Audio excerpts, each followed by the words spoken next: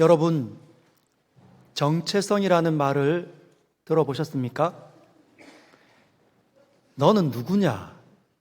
라고 누군가가 묻는다면 여러분들은 뭐라고 대답하시겠습니까? 나는 누구다. 여러분, 이 땅에는 수많은 정체성을 가진 사람들이 살아갑니다. 얼마나 다양한지 비슷한 것 같지만 달라요. 한 뱃속으로 난 형제들도 같은 가정에서 태어나 같은 환경 속에서 자라났고 그리고 같은 학교들을 진학을 했는데도 불구하고 자기를 어떻게 자리매김하는지는 다 비슷한 것 같지만 다릅니다. 사람들은 각자가 만든 정체성을 지니고 살아갑니다. 인생의 이 시간 속에서 영향을 받는 것들을 가지고 나는 이런 사람이지 라고 생각한다는 거예요. 여러분들은 누구이십니까?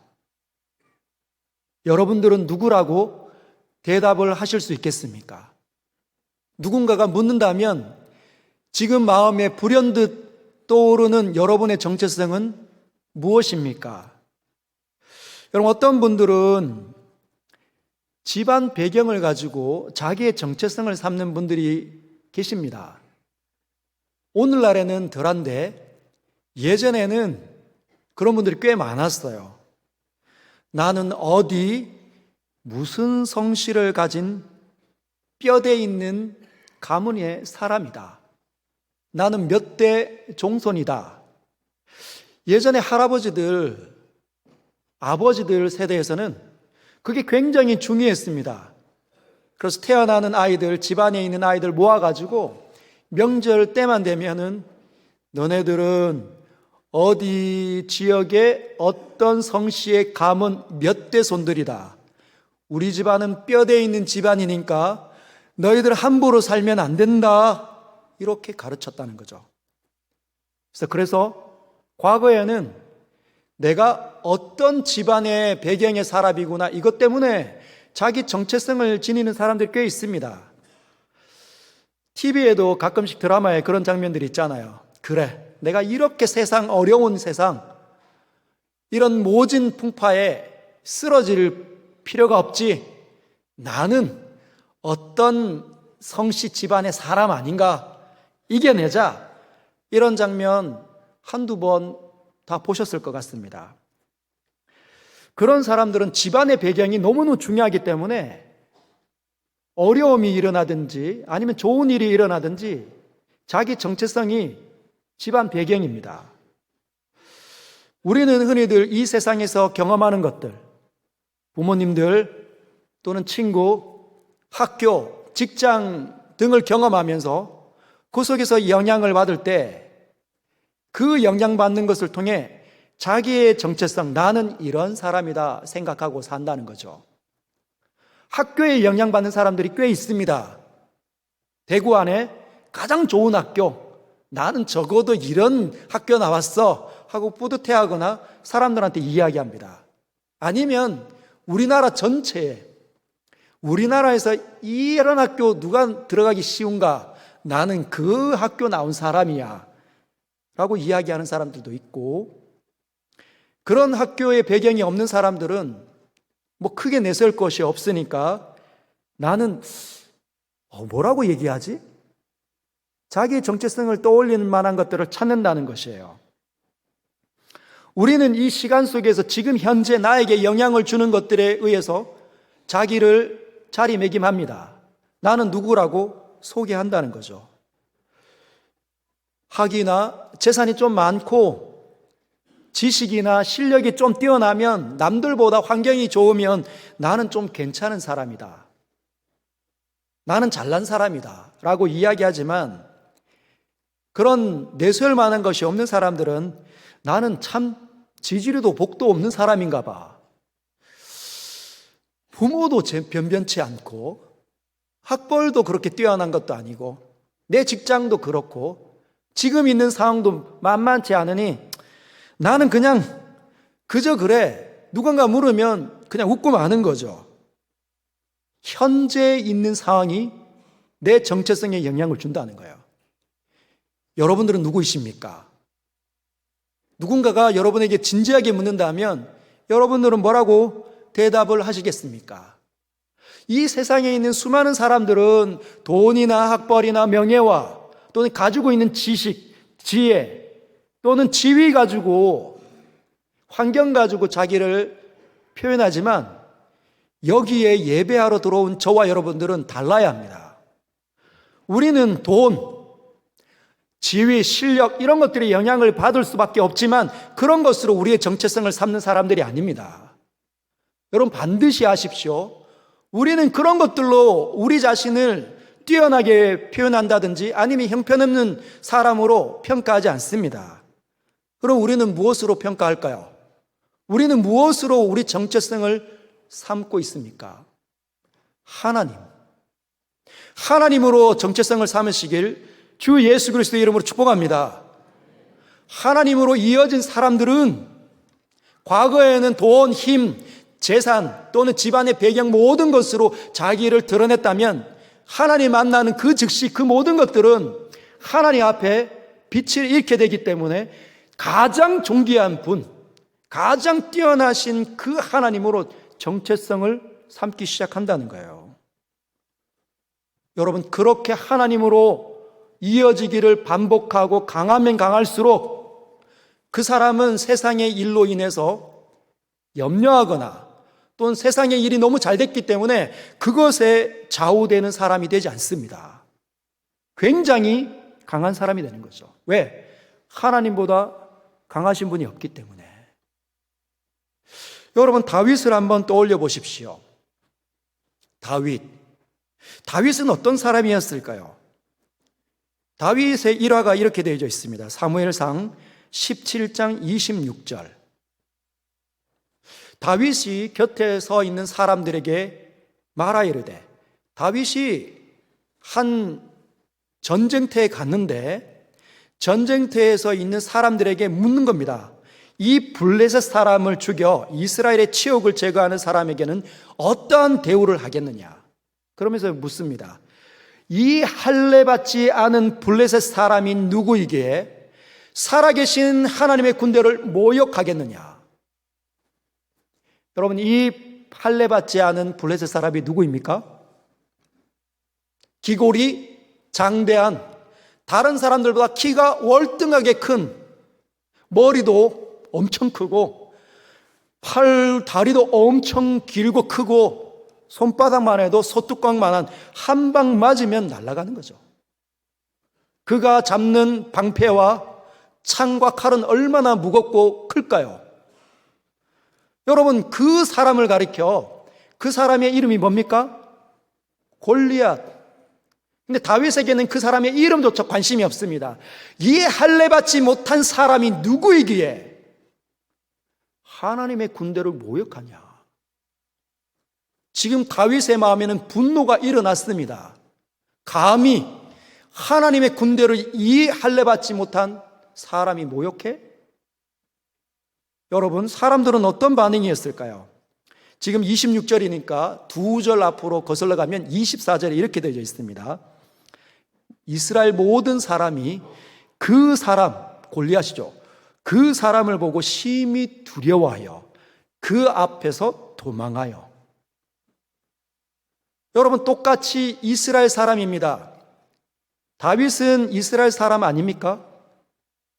근데 다윗은 다른 반응이고 여기에 있는 이스라엘 모든 사람들은 그 골리앗 얼마나 기골이 장대한지 철갑을 들고 막 방패를 막 두드리면서 나와 견줄 수 있는 사람 용기 있으면 나와라. 다 두려워했다는 거예요. 두려워했다는 거죠. 무서움이 온 이스라엘 진영에 이렇게 편만하게 흘렀다는 겁니다. 벌벌 떨었다는 거죠. 그 앞에서 도망했습니다. 여러분 이스라엘 백성들이 누구입니까? 하나님과 이어져 있는 백성 아닙니까?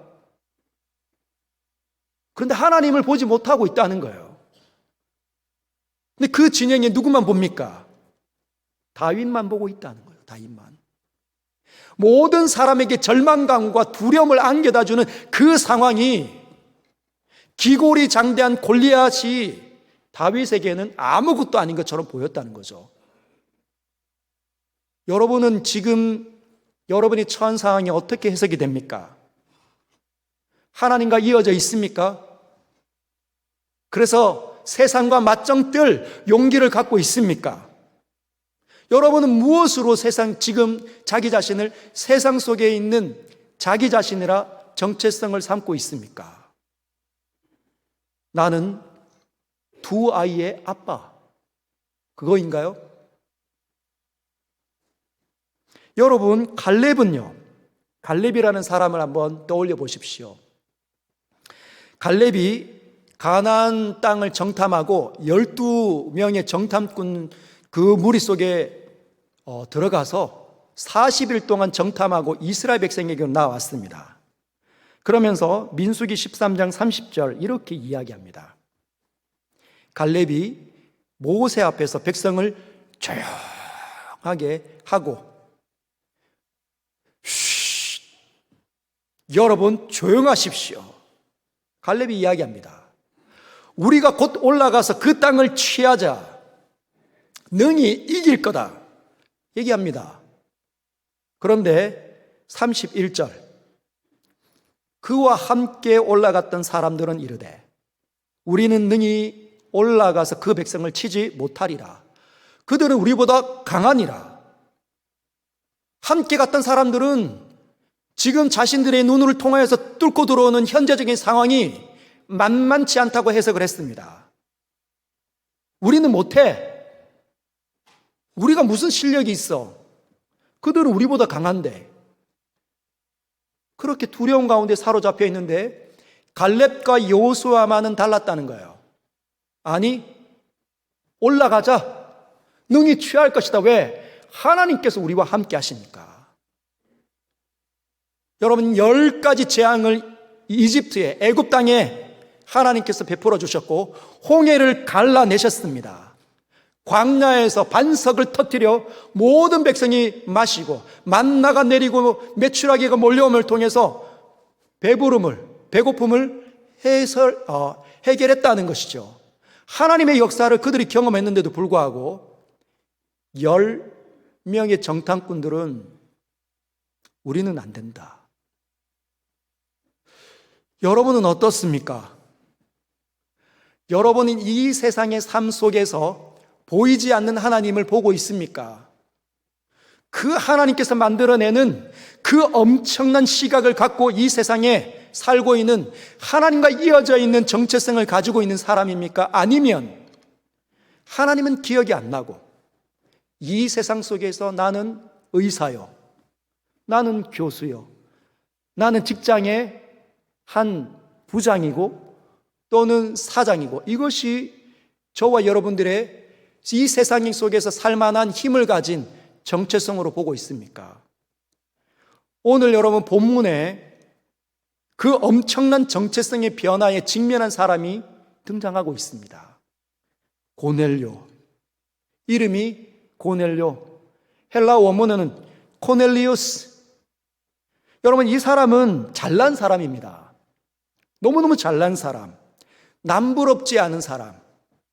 당시 전 세계를 지배하고 있는 그 로마, 그 전 세계를 지배하고 있는 그 로마, 이탈리아 로마에서 황제가 친히 임명해서 파송되어져 온 이탈리아 부대의 백부장. 여러분, 본인이 얼마나 뿌듯했을까요? 나 이런 사람이야. 여러분, 이탈리아의 부대의 백부장이니까 전술과 또는 칼솜씨, 이런 싸움 실력이 아주 뛰어났을 겁니다. 기골도 굉장히 딱 벌어지고 왕자 근육이 쫙 생겨나서 함부로 못할 만한 사람인 거죠. 얼마나 뿌듯했을까요? 그리고 문 여성들은 그를 바라볼 때, 그가 지나갈 때마다 어떻게 봤을까요? 야, 저 멋진 남성, 저 멋진 남성의 아내는 누구이길래 이렇게 참 복을 받았을까? 얼마나 부러워했을까요? 이 고넬료의 아내도 얼마나 뿌듯했을까요? 내 남편 이 정도야. 까불지 마. 여러분, 자녀들도 얼마나 든든했을까요? 우리 아빠는 존경받는 사람이야. 하인들도 엄청 많습니다.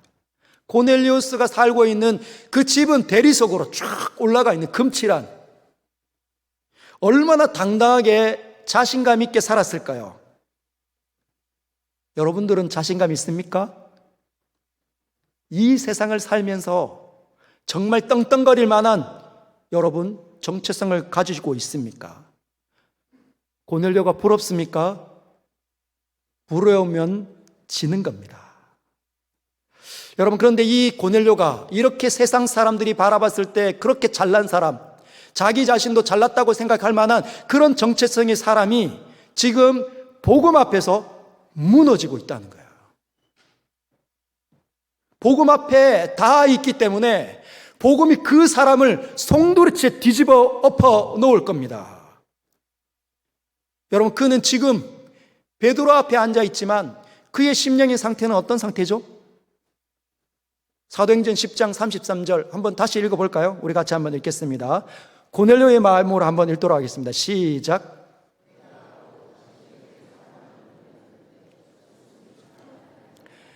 이제 우리는 주께서 당신에게 명하신 모든 것을 듣고자 하여 다 하나님 앞에 있나이다.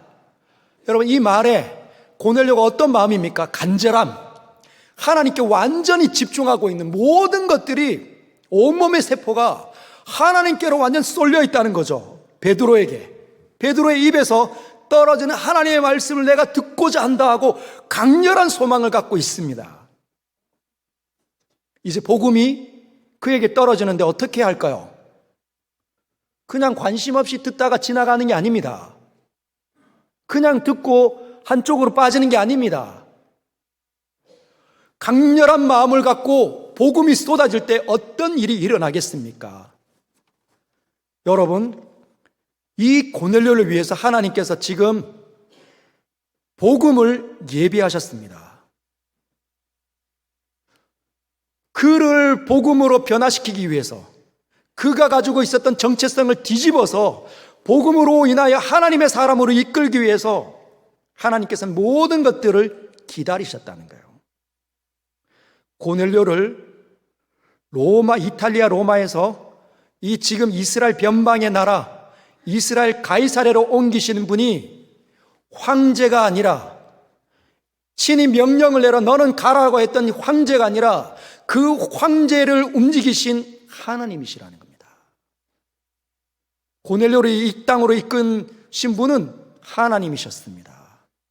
심지어 베드로까지 준비해서 고넬료 앞에 세우신 분이 하나님이시라는 거죠. 여러분들은 지금 상황을 어떻게 해석하고 계십니까? 하나님의 눈으로 해석이 됩니까? 지금 이 자리에 불러오신 여러분들을 하나님께서 인도하셨다고 믿으십니까? 그렇게 봐야 된다는 거예요. 그렇게 보지 못하면 하나님의 이 말씀이 우리에게서 30배, 60배, 100배를 결실을 맺는 하나님의 거룩한 말씀으로 우리에게 작용되는 게 아니라 그냥 사람의 귀에 울려 퍼지는 한낱 소리에 지나지 않게 된다는 것이죠. 여러분, 복음이 한 사람 앞에 지금 맞닿아 있습니다. 그 사람은 세상의 것으로 자기의 정체성을 삼은 사람이었지만 복음이 이제 그의 귀에 들려며 그를 완전히 뒤집어 내려고 합니다. 베드로가 이제 복음을 전합니다. 한번 볼까요? 36절 이렇게 시작합니다. 이제 입이 열리는 거죠. 만유의 주 되신 예수 그리스도로 말미암아 화평의 복음을 전하사 이스라엘 자손들에게 보내신 말씀. 이 복음의 주인이 누구라고 말하고 있습니까? 예수 그리스도이시다. 여러분, 복음은 예수 그리스도에 관한 내용입니다. 이 세상을 뒤집어내는 그 하나님의 엄청난 이 복음은 예수 그리스도에 관한 내용으로 이루어져 있다는 거죠. 첫 번째가 예수가 누구라고 소개하고 있습니까? 같이 한번 더 다시 읽어볼까요? 시작. 만유의 주 대신 예수 그리스도로 말미암아 화평의 복음을 전하사, 거기까지 예수를 가리켜 만유의 주 되시다. 여러분, 만유의 주가 누구라고요? 예수 그리스도라고 말하고 있습니다.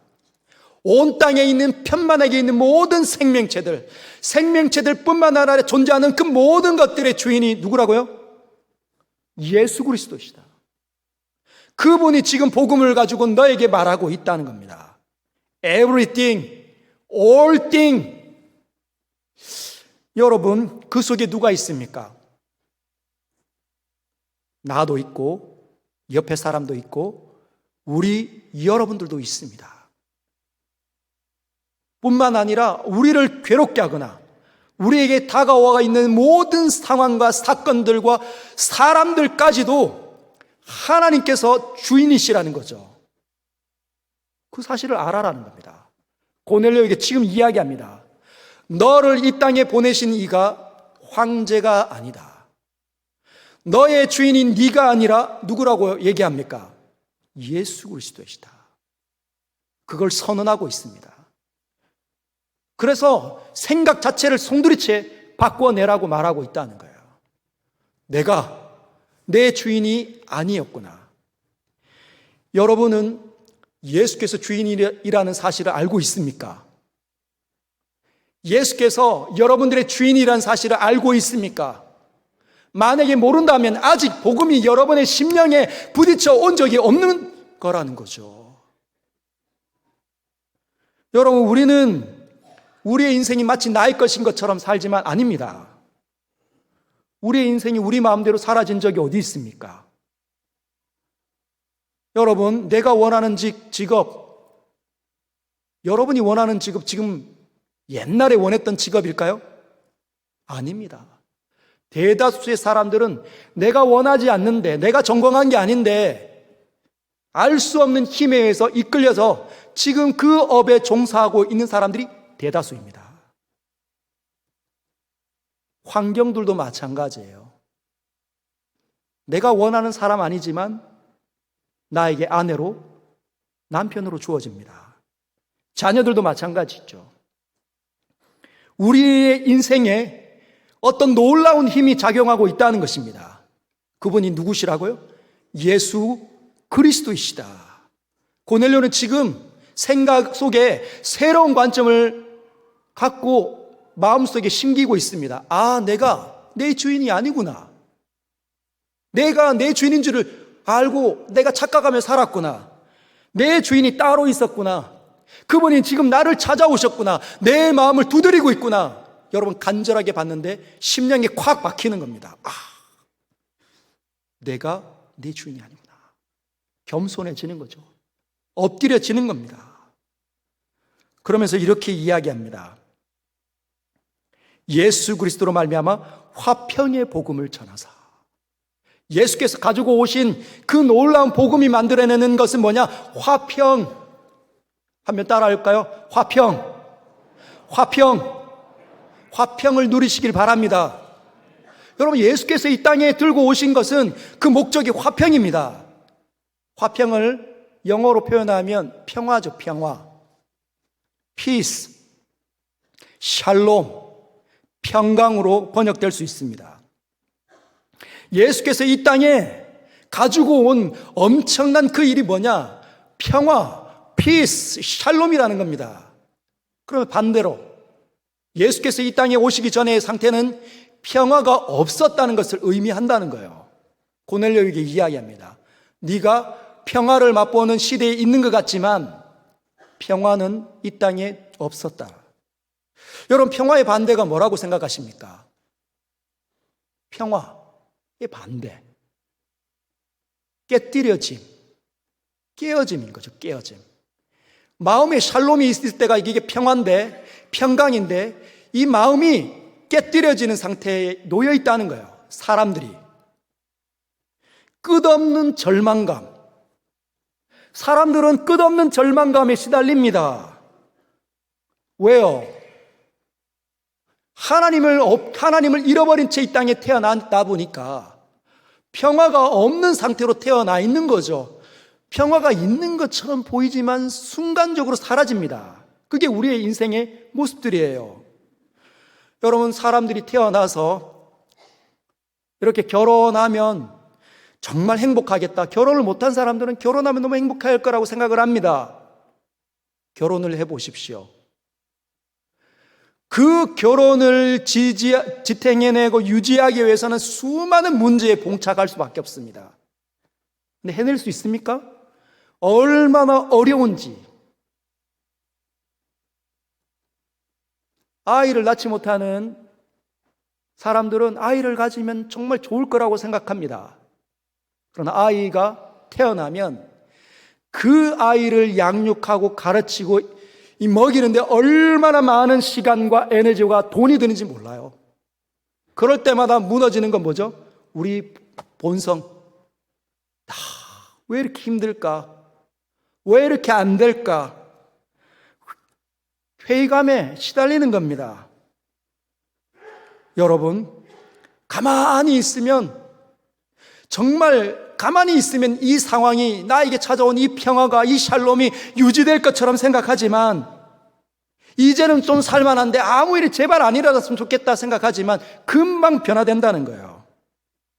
그래서 사람들은 평화의 시기인데도 불구하고, 지금 문제가 안 일어나서 좋은 시기인데도 불구하고 늘 뭐합니까? 불안해한다는 거죠. 곧 이것이 끝이 날까봐, 이것이 사라져버리고 다른 안 좋은 일로 변질될까봐 늘 전전긍긍합니다. 두려워한다는 거예요.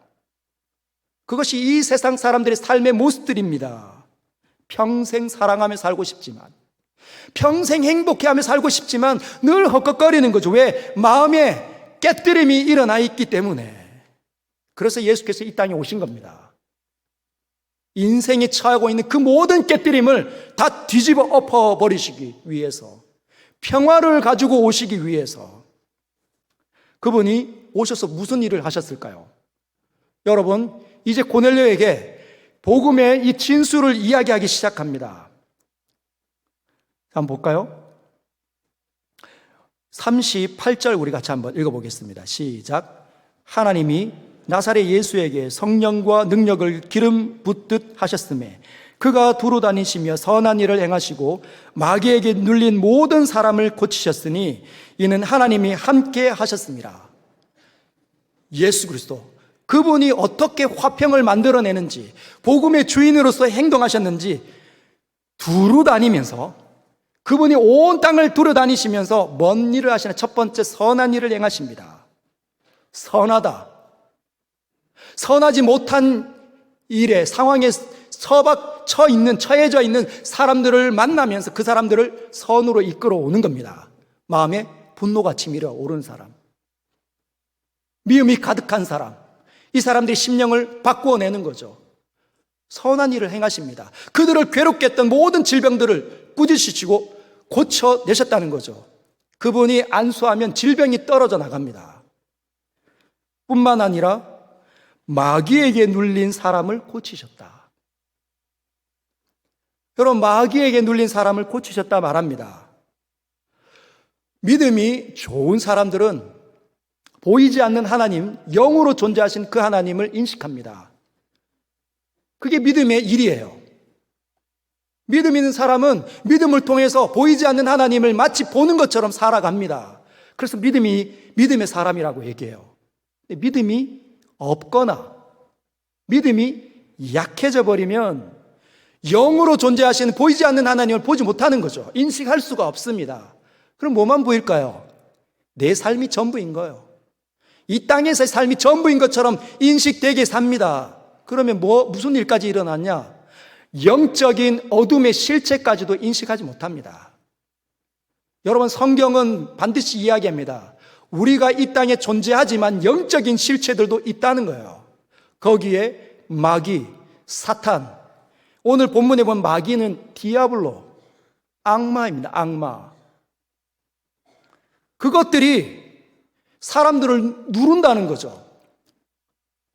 여러분, 이 누르다라는 말은 힘센 사람이, 예를 들어 유도나 레슬링 하는 그런 그런 어마어마한 힘을 가진 사람이 위에서 막 쪄누르는 겁니다.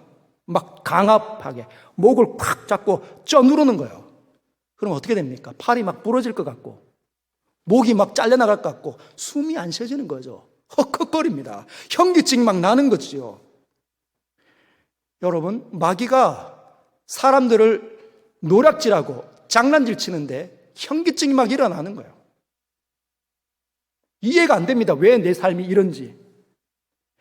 하나님의 사람들인데, 예수 믿는 사람들인데 믿음이 약해지니까 왜 이 일이 일어나는지 몰라요. 그러니까 고통스러워하기만 한다는 거예요. 여러분, 믿음을 갖추시길 주님의 이름으로 축복합니다. 영적인 실체는 믿음이 있는 사람이 서 있는 꼴을 못 봅니다. 무너뜨리려고 하는 거죠.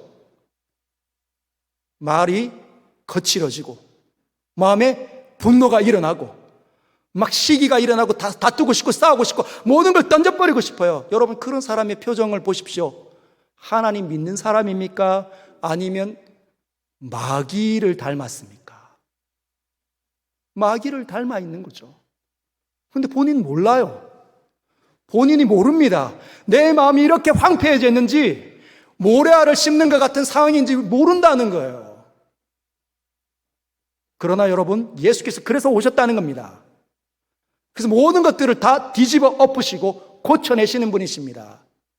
여러분, 뒤집어 엎으신다 이렇게 하니까 그냥 막 이렇게 하는 게 아니라 반대로 마귀나 사람들이 이 본성이 다 망치지만 하나님께서는 뒤집어 엎어 완벽하게 치료하시고 고치시고 회복시키신다는 의미예요. 그분이 오면 이 마음에 균형과 조화와 질서가 내려옵니다. 샬롬이 임하는 거예요.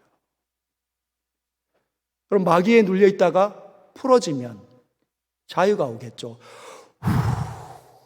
살 것 같다. 드디어 살 것 같다. 여러분, 살 것 같다 하는 사람 표정 어떨까요? 표정이 밝아집니다. 어둠이 물러가기 때문에, 샬롬이 오기 때문에 밝아지게 되어져 있습니다. 예수께서 만들어내시는 그 평화를 맛보시길 주님의 이름으로 축복합니다. 복음을 여러분의 영혼과 여러분의 정신에, 마음에 부딪히게 만들어야 합니다. 세상이 주는 그 영향이 끌려다니지 마시고 복음의 영향 받으시길 주님의 이름으로 축복합니다. 이제 39절에서 40절 복음의 하이라이트를 이야기하죠. 볼까요? 39절. 우리는 유대인의 땅과 예루살렘에서 그가 행하신 모든 일의 증인이라. 그들이 나무에 달아 죽였으나 40절 하나님이 사흘 만에 다시 살리사. 그들이 나무에 달아 죽였으나 하나님이 사흘 만에 다시 살리사. 여기에 있는 그들에는 마귀도 있고 사람들입니다. 죄 안에 노예처럼 살고 있는 그 사람들이 자기가 무슨 일을 하는지도 몰라요. 예수를 십자가에 못 박아 달아 죽였지만 누가요? 생명의 주인이신 그분이, 온 땅의 어둠을 몰아내시는 빛의 주인이신 그분이 다시 살려내셨다는 거예요. 여러분, 그분이 왜 십자가에서 죽으셨습니까? 여러분, 이게 복음의 하이라이트, 복음의 정수입니다. 십자가 사건과 부활하심, 이 두 가지를 여러분은 반드시 여러분의 영혼과 육체에 항상 각인시켜야 합니다. 십자가 앞에 서면 십자가에 달리신 그 예수를 어떻게 바라봐야 합니까? 내 대신 죽으신 하나님의 아들, 하나님의 어린 양. 우리가 죽어야 되는데 늘 미워하고 마음이 깨뜨려지고 분이 치밀어 오르고 싸우고 싶고 절망하고 도망가고 던져버리고 싶어하는 우리 이 모한 안에 있는 모든 죄악들을 대신해서 예수께서 십자가에서 그 모든 것들을 뒤집어 쓰고 죽으셨습니다. 우리가 지옥으로 던져져야 되는데 그분이 지옥으로 던져지는 거죠.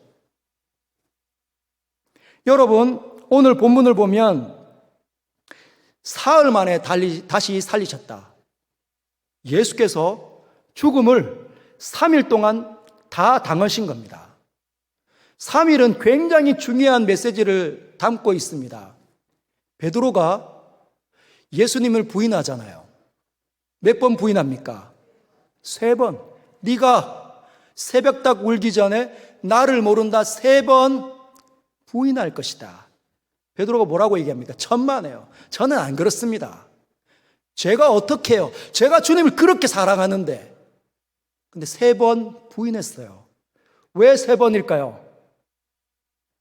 너는 그렇게 무능한 세상 속의 여느 사람들처럼 죄인 중에 한 사람일 뿐이다. 그 사람들하고 다르지 않다는 거죠. 주님이 왜 3일 만에 부활하셨습니까? 세상에 있는 모든 사람들이 당해야 되는 그 죽음의 권세 아래 형벌을 3일 동안 다 받으신 겁니다. 퍼펙트한 거죠. 그래서 변함없습니다. 그분이 3일 동안 당하신 그 모든 형벌은 완벽했다. 그래서 그분의 희생 제사가 부족했다, 뭐가 어쨌다라고 말할 수 있는 존재가 아무도 없다는 걸 왜? 절대적인 형벌로 끝이 났기 때문에, 값을 다 치렀기 때문에. 그리고 부활하셨습니다. 온 땅에 그 죄 때문에 미쳐지는 그 죽음이 균열이 가기 시작한 시점이 어디입니까? 예수께서 부활하신 그 시점입니다. 누가 죽음을 벗어날 수 있습니까? 죽음을 통과하고 나면 영원한 지옥으로 던져지지만 예수께서 그 사망의 권세를 깨뜨리셨기 때문에 그 예수와 함께 연합해서 일어나는 사람들은 영원한 저주로 떨어지는 것이 아니에요. 어디로 옮겨집니까? 예수께서 다 받으셨으니까, 모든 것들을 다 감당하셨으니까 이제 하나님의 엄청나고도 좋고 위대한 나라, 복락의 나라로 옮겨진다는 거죠. 이것이 복음의 진수입니다. 고넬료에게 네가 붙잡고 있었던 게 뭐냐? 네가 그렇게 백성을 많이 구제하고 많이 기도하는데 너를 이끌던 것이 무엇이냐? 복음 맞냐고 도전하고 있습니다. 여러분은 무엇이 여러분을 존재하게 만듭니까? 여러분의 직장이? 여러분이 가지고 있는 재산이? 보험의 개수? 통장의 개수? 그것 때문에 뿌듯해합니까? 그렇다면 여러분은 아직까지 예수 그리스도의 그 위대하심을 경험하지 못했을 수 있습니다. 예수 그리스도의 위대하심을 경험한 사람들은 어떻게 할까요? 오늘 본문을 볼까요? 39절 같이 한번 읽겠습니다. 시작. 우리는 유대인의 땅과 예루살렘에서 그가 행하신 모든 일의 증인이라. 거기까지. 베드로가 얘기합니다. 내가 다 봤어. 그가 어떻게 이 땅에 오셔서 모든 일을 행하신지 난 다 봤다. 십자가에 달릴 때 어떤 일들이 일어나는지 난 보았고, 죽음 가운데서 일어났을 때 그분이 어떤 일들을 하셨는지 다 보았다.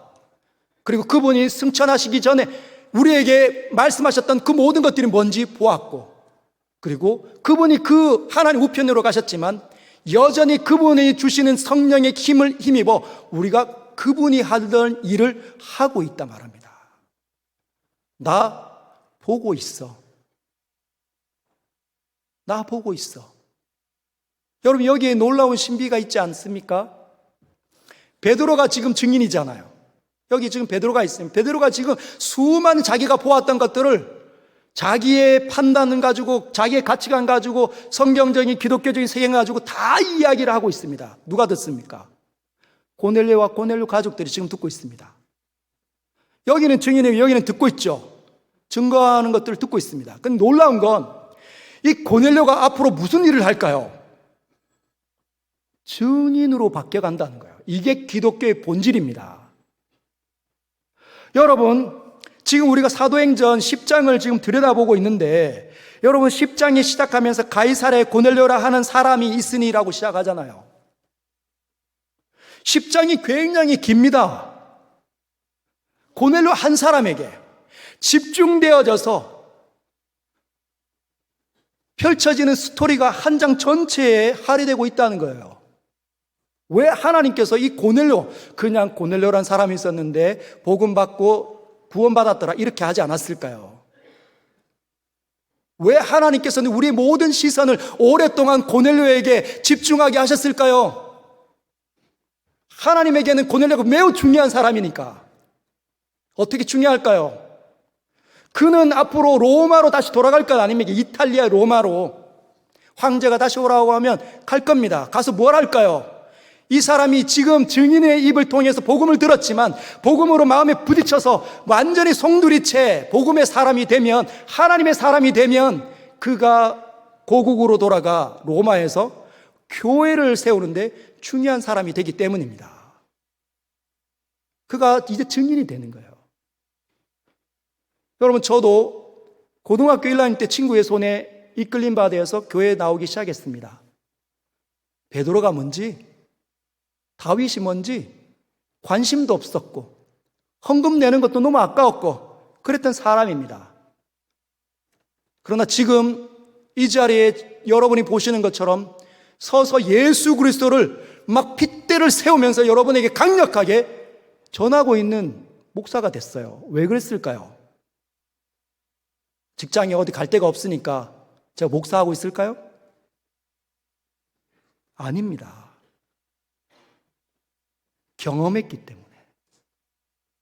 예수께서 제 마음에 부딪혀 오셔서 저를 송두리째 바꿔내셨기 때문에 저 역시도 남부럽지 않게 잘 살고 싶었고 좋은 대학과 좋은 학벌을 가지고 가정을 한번 뒤집어 엎어 세워놓고 싶은 사람이었습니다. 그러나 복음이 오자 그 모든 것들은 저에게 중요하지 않았습니다. 하나님께서 더 중요하셨고 하나님보다 더 소중한 분은 없었습니다. 여러분, 이것이 기독교이죠. 옆에 계신 분들을 한번 보십시오. 옆에 계신 분들도 마찬가지입니다. 어느 시점까지는 똑같이 세상 사람들처럼 잘나고 싶고 또 성공하고 싶은 그런 것으로 자기의 정체성을 삼고 싶었겠지만 예수가 찾아오자 그들도 변화되고 증인으로서 살아가고 있다는 거죠. 왜? 하나님 살아계시기 때문에. 복음이 그들을 변화시켰기 때문에, 하나님이 누구신지를 드러내 보였기 때문에 경험한 사람들마다 우리가 보았다, 우리가 바로 경험했다라고 말하는 것입니다. 사랑하는 서연의 성도 여러분, 교회에 이제 막 발걸음을 하신 여러분들 있다면 여러분 꼭 기억하십시오. 복음에 마음이 부딪혀 오지 않는다면 그는 결코 하나님의 사람이 될 수 없습니다. 세상의 수많은 강력한 도전에 맞서서 하나님이면 다 된다, 하나님이면 다 가하다 말하는 사람 되지 못한다는 거죠. 예배당에서 예배를 드리지만 수많은 시간 속에서 봉사를 하지만 마음이 부딪혀 오지 못하면 여러분 흉내는 낼 수 있지만 하나님 다 아신다는 거예요. 그게 42절에 나와 있습니다. 우리에게 명하사 백성에게 전도하되 하나님이 살아있는 자와 죽은 자의 재판장으로 정하신 자가 곧 이 사람인 것을 증언하게 하셨고, 우리가 믿는 예수님이 누구시라고요? 살아있는 자와 죽은 자의 재판장, 오고 오는 모든 세대를 평가할 만한 그 재판, 심판자가 누구라고요? 예수 그리스도 그분이십니다. 그래야 다른 거예요. 그래야 이 세상에 일어나는 상황 때문에 염려하거나 기뻐하거나 그것 때문에 좌우되지 않습니다. 하나님을 보고 사니까 어떠한 형편이든지 자족하고 기쁘고 즐겁고 사람들에게 하나님을 드러내 보이는 거죠. 비록 그가 재산은 많지 않다 하더라도 그의 마음에 부여하신 하나님께서 거하시기 때문에 그는 나누어 주는 사람이 되어 있을 겁니다. 자기의 가진 거 물질 조금씩이라도 떼어내서 헌금도 드리고 약한 사람들을 집으로 초대해서 밥도 먹이고 사주고, 그래서 행복해하는 거죠. 아, 내가 하나님을 위해서 살다니. 그리고 상담해 줍니다. 하나님 믿어봐요. 하나님 이러신 분이세요. 하나님 얼마나 좋은지 모릅니다. 여러분, 이러한 삶이 여러분의 삶으로 바뀌어지기를 주님의 이름으로 축복합니다. 말씀을 기억하면서 우리 같이 함께